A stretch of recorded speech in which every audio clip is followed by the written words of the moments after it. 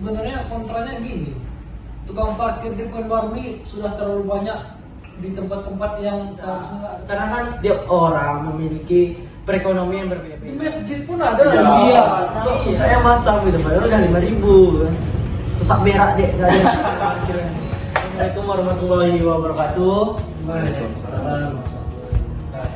Selamat datang di bincang-bincang seputar anak hukum.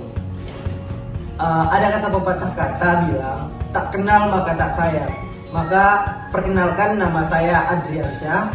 Saya bersama 4 teman saya, yaitu Saya Muhammad Abdul Wahid. Saya Muhammad Arya Fikri.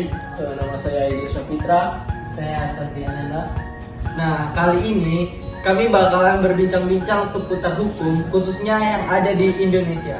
Oh ya, sebelumnya kami ini berasal dari mahasiswa dari Universitas Muhammadiyah Riau, khususnya Fakultas Hukum. Dan kami di sini ingin membahas tentang seputar hukum yang ada di Indonesia ya, khususnya. Benar. Iya. Sebelumnya aku ingin nanya nih ke kalian.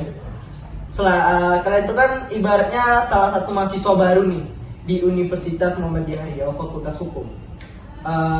Yang ingin aku tanyakan, kalian tuh alasan kalian ambil Fakultas Hukum di Universitas Muhammadiyah Riau tuh apa sih? Mungkin dari Rohit bisa. Kalau aku mungkin pertama lebih ke sebenarnya awal pertama itu bukan hukum sih pilihannya. Oh, jadi awalnya itu nggak hukum, terus Tapi lebih milih filsafat karena filsafat di Riau ini nggak ada, makanya pilihannya hukum.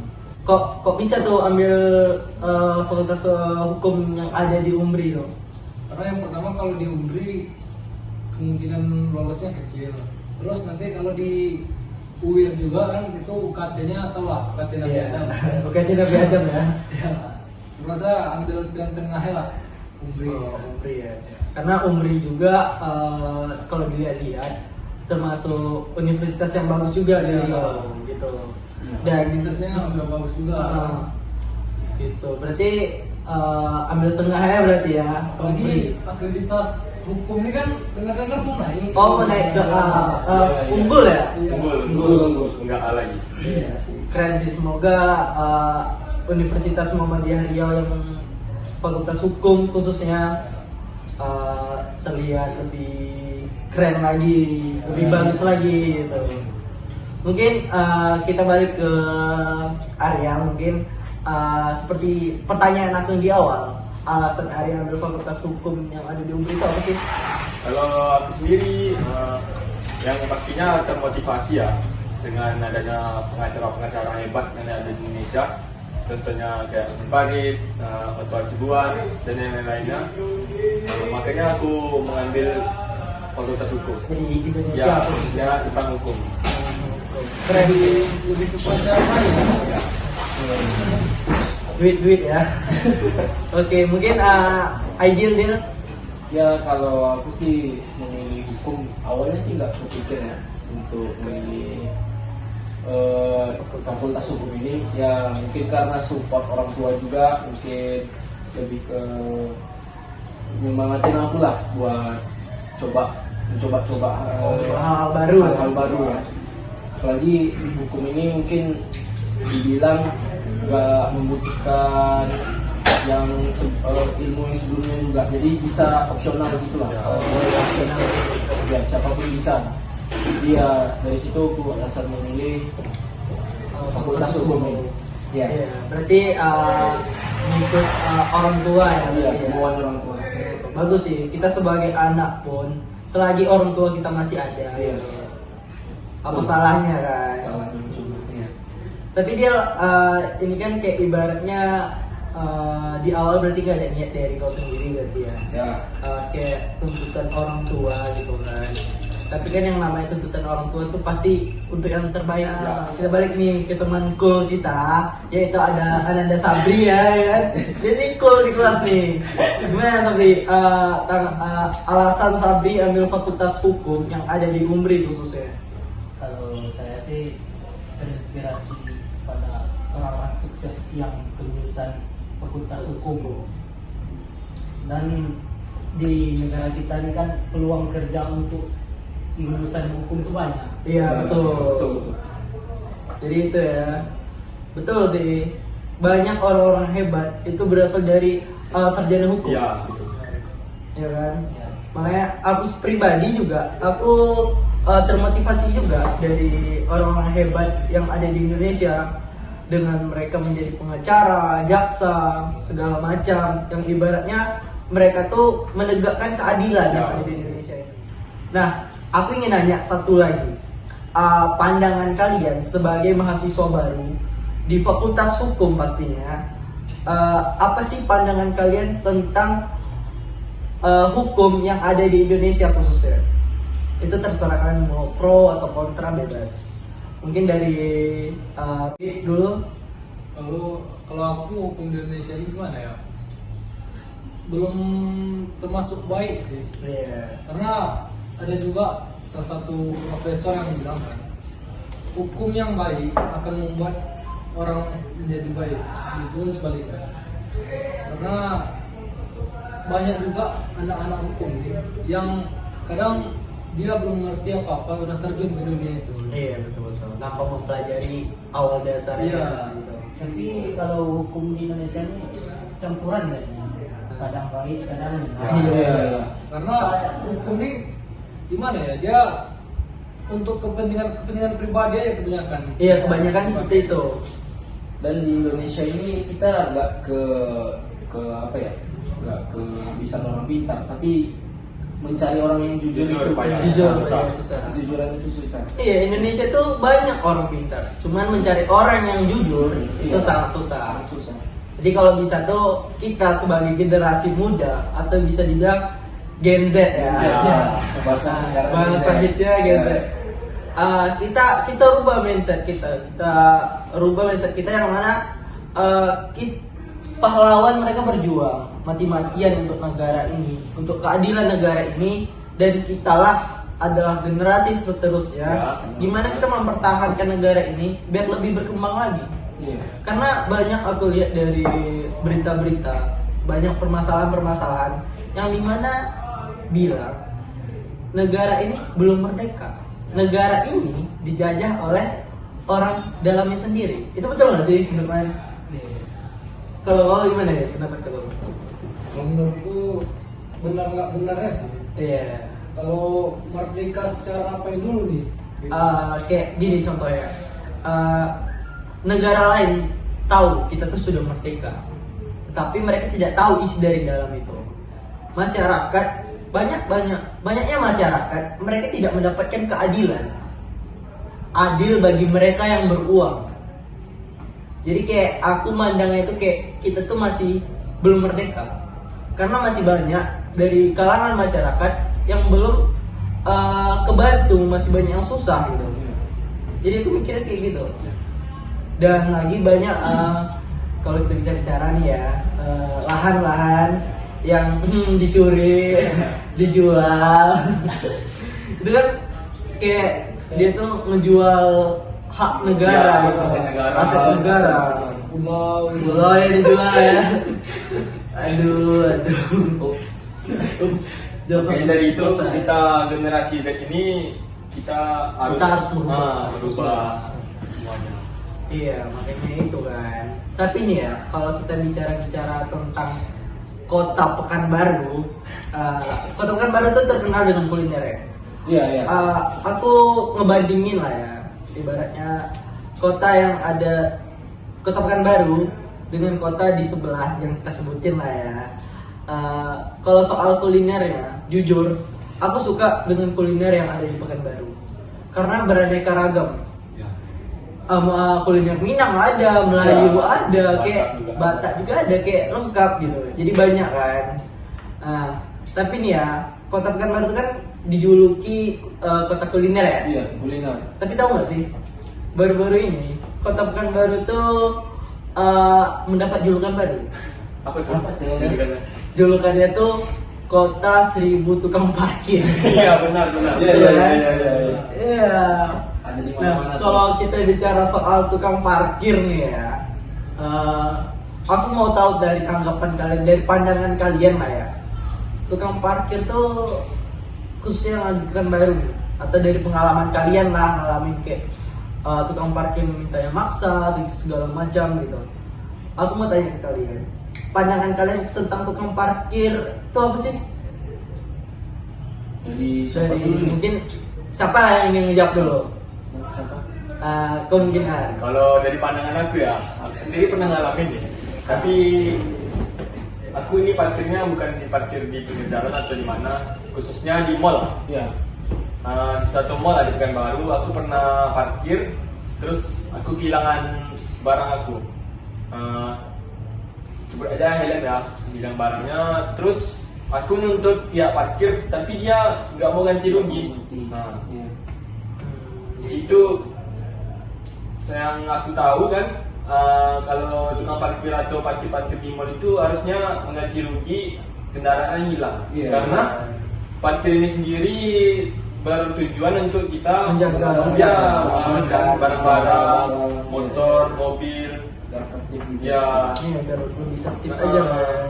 dari situ aku pikir kenapa nggak ditanggung jawab, terus kenapa dia lepas tanggung jawab gitu? Lepas tanggung jawab. Ya, Iya, iya, iya. Iya sih, itu bisa dibilang tukang parkir ilegal. Kenapa? Tukang parkir itu seharusnya tukang parkir itu dia itu pertama dia itu menjaga keamanan. Pasti. Yang kedua, tukang parkir itu harus memberikan karcis. ya. Dan surat-suratnya juga harus dipertanyakan juga ya. Iya sih. Tapi kalau aku lebih ke pro-nya sih ke tukang parkir. Apa tuh? Tuh. Karena kan kita sama tahu kota ini rawan pencurian. Ya, curian ya, ya. Iya sih betul. Cuman kan aku kalau teman-teman ketahui ya, aku sempat ngebaca nih. Setiap penyelenggara parkir dia tuh wajib menyediakan petugas parkir yang memakai pakaian seragam, tanda pengenal dan perlengkapan lainnya.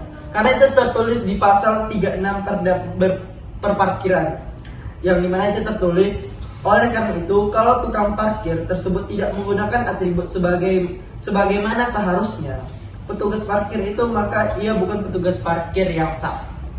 Nah, apabila teman-teman menjumpai nih tukang parkir yang di tempat-tempat lain nih, Indomaret contohnya, tidak sesuai dengan yang aku bilang tadi, maka dia tukang parkir yang tidak sah. Iya. Gitu. Nah, kalau kau nih gimana nih pandangan kau tentang tukang parkir, khususnya tukang parkir yang ilegal? Kalau aku tukang parkir ini pro kontra juga. Apa tuh? Kalau pro-nya apa tuh? Pro-nya kalau tukang parkir ini kan kita jadi lebih merasa aman gitu kan. Aman. Karena kepikiran Iya. Kalau kontranya kayak sebenarnya kontranya gini. Tukang parkir di Pekanbaru ini sudah terlalu banyak di tempat-tempat yang seharusnya nggak ada tukang parkir. Ya. Iya, iya, iya. Iya. Kayak Jadi daerah kayak ada. seharusnya ada kebijakan yang tukang parkir nih diletakkan di mana tempatnya aja gitu. Iya. Kayak tempat wisata gitu kan. Kuliner. Jangan kayak di Indomaret atau minimarket lah. Iya, kan. market. Yang mana nanti kalau masuk ke dalam nggak belanja apa-apa bayar juga. Iya, Ada tetap gitu. bayar. Nah, itu dia. Iya. Kalau masukannya sendiri sih gimana? Masukannya itu tadi lah yang tukang parkir ini ditaruhkan di tempat yang semestinya aja lah. Sosial. Kayak wisata atau tempat mana. Kadang di masjid pun ada Iya. lah. Iya, Nah, iya. Itu yang Orang salah salah. ibadah pun jadi kayak takut gitu. Gimana orang mau ibadah dia lagi nggak ada megang uang gitu Ada kan? tempat ibadah loh. Udah malas ibadah bayar lagi. Iya kan? Parah Yes. ngomong kayak gitu tuh. Apalagi semenjak baru-baru ini ada pula berita kayak di sosial media TikTok lah yang kayak Universitas Riau ya. Iya, Riau. iya. Unri Ya. Masalah Aku bagian ya. ini ya, aku sepakat dengan kebijakan mereka. Karena ibaratnya di tempat itu tuh sendiri kan kayak kalangan anak-anak mahasiswa. Ya, ya. yang Jadi kayak nggak bisa mereka berpatokan, alah cuma 2.000, alah cuma Iya. 3.000, nggak bisa. Karena kan setiap orang memiliki perekonomian berbeda-beda. Iya. Mungkin dia menganggap itu hal yang biasa gitu kan, tapi kan nggak semua ya kayak gitu. Makanya aku sepakat dengan 2000 kali 50 nanti berat Iya. juga kan. betul. Tapi kalau lebih banyak tuh lah kan untuk umpamanya kita berhenti dekat-dekat mall atau apa lah kan. Macet-macet tuh kan kalau nggak ada tukang parkir juga susah juga kan. Iya, itu makanya tadi aku bilang kan tempat ini tempat karena tempat yang dia semester Betul. bukan kayak di masjid atau minimarket. Karena di minimarket tuh sudah ada tulisan juga tuh di parkir gratis tulisannya gitu. Tapi nih ya, harus teman-teman ketahui ya, kita sebagai anak hukum, sebuah tindakan itu pasti ada pasalnya. Pasti. Nah, tukang parkir yang tidak sah itu bisa kita laporin. Nah, ini ada perbuatan tukang parkir tersebut dapat dijerat dengan pasal 68 ayat 1, pasal 63 ayat 1 Perda berparkiran, yaitu pasal 63 ayat 1 tertulis setiap orang dan atau badan hukum atau badan usaha yang menyelenggarakan parkir tidak memiliki izin dari pemerintah daerah bagaimana dimaksud dalam pasal 21 ayat 1 dikenakan sanksi administrasi sebagaimana dimaksud dalam pasal 63 ayat 1 dan dikenakan denda administrasi paling banyak 50 juta. Itu kita bisa melaporkan itu. Jadi kalau soal parkir tuh emang gitu sih. Cuman aku pernah nih ada satu kejadian Indomaret di simpang rumahku tuh di Purwodadi itu kan. Karena setiap aku ke Indomaret tuh kan oke lah, aku nggak soal bayar-bayar tuh aku nggak mempermasalahkan itu gitu kan. Jadi setiap aku bayar 2.000 terus ke dia kan, muka dia tuh kayak cemburut gitu, kayak masam gitu kan. Apa ya kan? Padahal dikasih duit loh. Padahal kasih duit kan. Aku kasih 2.000 masih cemberut. Kayak dalam hati lu kayak abang marah gitu kan. Aku kasih lah 5.000 kan. Kayak hitung-hitung berbagi lah kan. Cemberut juga. Masih cemberut juga. Aku tanya, "Bang, kok mukanya masam gitu?" Padahal udah 5.000 kan. Sesak berak deh, enggak ada parkiran. Kesian ya. Iya. Makanya kalau kalian nanti kalau tempat itu di simpang rumah di Purwodadi itu ada di Maret sebelah kanan tuh. Ya. Dan kalau muka dia nggak masam berarti dia Nggak berak. Kalau dia sesak berak tuh kalau bisa jaga tuh bentar kan. Bang mau berak, nanti aku jaga bentar aja. Gitu ya. Jadi kalau bicara tentang tukang parkir tuh pandangan kalian seperti itu ya. Kalau kalian gimana Bri? Tadi nggak terlalu apa nih? Terlalu apa ini? Mendukung Tapi yang dibilang lagi bagus juga sih tengok tempat. iya Tempat kayak nggak semua tempat tuh dia bisa dijadikan lahan parkir gitu. Kalian bayangin lah sebanyak itu tukang parkir dapat izin dari pemerintah daerah tuh nggak mungkin. Pasti banyak dari mereka tuh yang ilegal. Karena ada aku kemarin beli nasi padang lagi. Dia beli nasi padang nih. Aku lihat kan nggak ada tukang parkir ya. Saya gue beli nasi padang kan keluar aku. Tiba-tiba. Yuk keluar. Tiba-tiba muncul. Dalam hati. Gaib ya. Aduh. Keren ya. Duduk aja dia. Nah itu dia yang permasalahan. Iya, Karena itu permasalahan. baru mempermasalahkan tukang parkirnya, tapi lebih ke job dia sebagai tukang parkir itu, tanggung jawab dia sebagai tanggung jawab itu. itu.